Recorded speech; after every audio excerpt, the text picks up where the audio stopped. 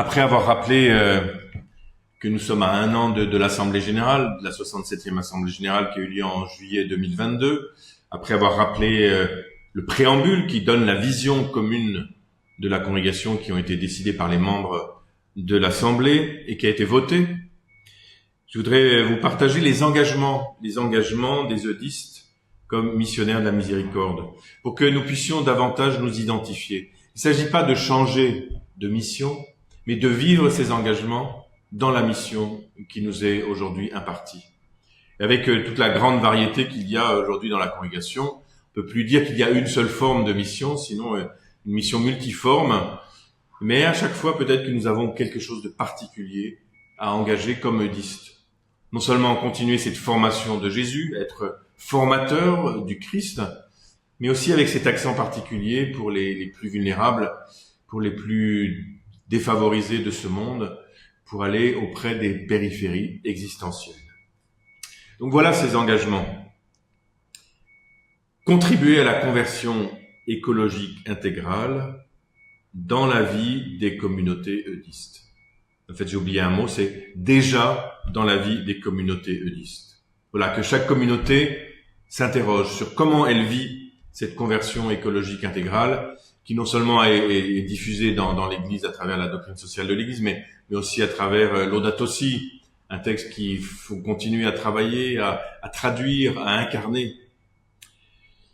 Deuxième engagement, développer la synodalité dans la congrégation, les instances pastorales et les œuvres eudistes. Donc la synodalité dans la congrégation, c'est qu'aujourd'hui nous faisons quasiment que des conseils élargis. Partout où on peut le faire, on le fait. Partout où on peut en consulter, on consulte davantage. C'est cela la synodalité, que tout le monde se sente davantage impliqué dans la réflexion, dans les décisions, dans les orientations. Après, c'est à chacun de là où il est envoyé, dans ses instances pastorales ou dans les œuvres, à mettre en place cette écoute et considération de la parole des autres, et en particulier de ceux et celles que nous avons moins l'habitude d'écouter ou de prendre en considération. Parce que le mot écoute, c'est gentil, je veux dire qu'on peut écouter.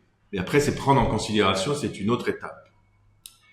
Troisième engagement, annoncer l'évangile dans les nouveaux aéropages et le monde numérique. Voilà, c'est ce que j'essaye de faire. Mais surtout, il y a une nouvelle équipe qui a été mise en place et qui travaille fort, qui travaille dur, qui essaye de faire tout un réseau de la congrégation pour multiplier les possibilités de présence dans le monde numérique et aussi dans les médias, dans les réseaux. Donc voilà, merci à tous ceux qui s'y engagent et puis que chacun vraiment puisse soutenir cette œuvre. Quatrième, se faire proche des pauvres, des migrants, des déplacés et plus généralement des personnes vivant aux périphéries existentielles.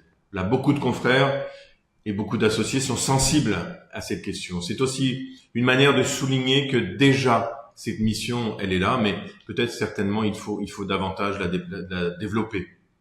Je pense par exemple à la fondation que nous avons à Palerme, en Sicile, dans rue des Chantiers Navals.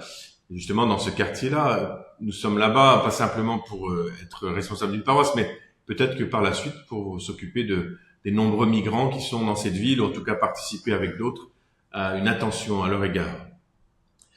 Ensuite, cinquième, continuer la formation des bons ouvriers de l'Évangile selon des modalités diverses et nouvelles.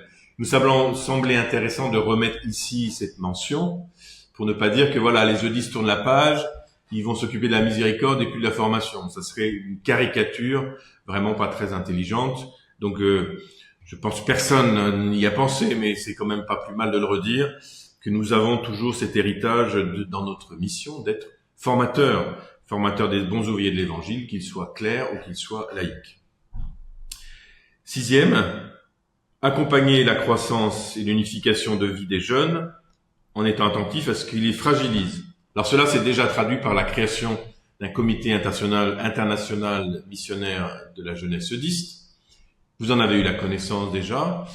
Ce groupe se met en place avec un prêtre par province, un jeune prêtre, et puis un jeune, pas prêtre, un jeune par pays. Voilà, ce qui permet qu'il y aura plus de jeunes que de prêtres, mais voilà, pour chercher ensemble comment rejoindre cette jeunesse et être missionnaire auprès des jeunes. C'est cela le but de ce groupe. Créer un groupe, non pas d'animation des jeunes, mais de formation des jeunes missionnaires eudistes auprès des autres jeunes. Septième, soutenir et créer des relations fraternelles avec les prêtres diocésains spécialement ceux qui sont en difficulté. Voilà, c'est une orientation qui prend corps avec des centres comme le centre qui existe à Bogota, avec les 2 provinces, Minuto de Dios et Colombie, qui travaillent ensemble dans ce centre. Il y a aussi un projet au Togo, et puis il y a certainement d'autres lieux où il y a cette attention. Mais j'invite chaque communauté à être attentif aux prêtres qui sont autour, et puis à chercher comment faire, je sais pas, 1 fois par mois, 1 fois par trimestre, une animation en invitant les prêtres qui sont autour d'eux, et aussi les associer à être partie prenante de ce projet pour que nous ayons une attention plus précise aux prêtres diocésains et religieux aussi qui nous entourent et avec qui nous collaborons. Et puis, le dernier engagement, qui n'est pas des moindres, travailler à la prévention des abus sexuels, des abus de pouvoir ou de conscience. Voilà, soyons vigilants. Il y a eu des lumières qui ont été allumées partout. Parfois, parce que l'Église a fait sourde oreille ou s'est bouché les yeux, c'est à l'extérieur qu'on nous a dit « Regardez ce qui se passe chez vous ». Donc, soyons attentifs à tous ces signaux. Soyons pour une tolérance zéro dans les abus, tout en étant attentifs à accompagner ceux qui les commettent, sans bien sûr parler des victimes avec lesquelles nous devons être les plus attentifs possibles. Donc voilà ces engagements, la conversion écologique, la synodalité, les nouveaux aréopages, les pauvres et les migrants, la formation des bons ouvriers de l'Évangile, les jeunes, les prêtres diocésains, et puis la prévention des abus. Voilà qui nous donne des directions. Maintenant, c'est à nous de le mettre en œuvre.